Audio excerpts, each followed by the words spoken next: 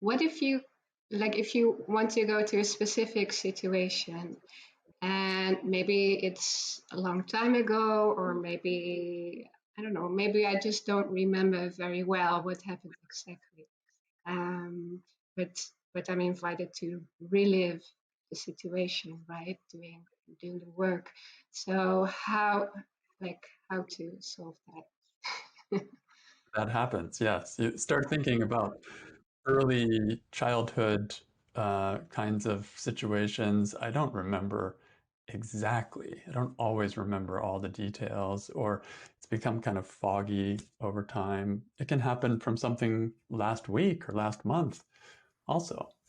So if that happens, it doesn't mean I I can't do the work on it. It just means that I may have to hold that situation a little more, like just a little more carefully.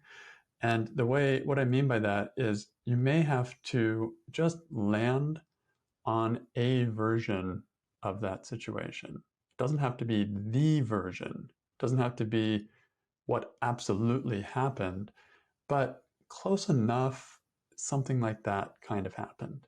So, for example, I was working on a worksheet recently on my mom when I said 7. Was I 7? I don't know. It could have been 5. It could have been 9. It could have been 12. I don't know. It happened a lot. So I picked, say, 7.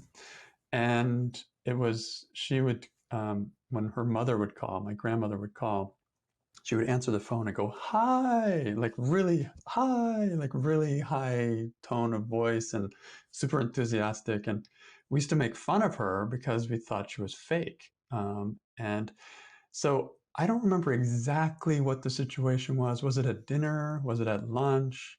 I know we were in the kitchen, and I can remember that telephone with the really long cord that she would use to walk across the kitchen, talking. And so what I did is I put myself there. It was close enough. I was in the kitchen and she was on the phone, and the key word was her saying hi.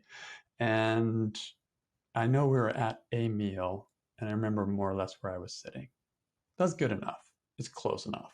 And if I couldn't even remember that much, even if I just remembered what she said and it was not, the rest was kind of foggy, I could still do the work because the feeling of it is there.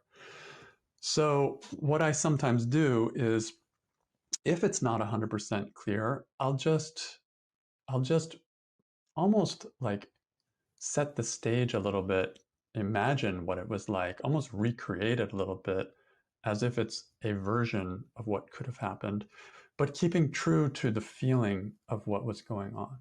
And so as long as I'm true to the feeling, and then I kind of have a pretty believable approximation of what the surroundings are, that's all I need. In fact, all I really need is that one micro focused thing that she said hi, and who cares whether it was, you know, dinner, lunch, uh, Mhm.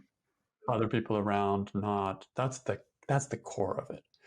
But if I have some more of those things, they can be supporting. So if I remember them, great. If not, I may hold them, like I may almost recreate them, or I may just let it be a little bit blurry, and that's fine.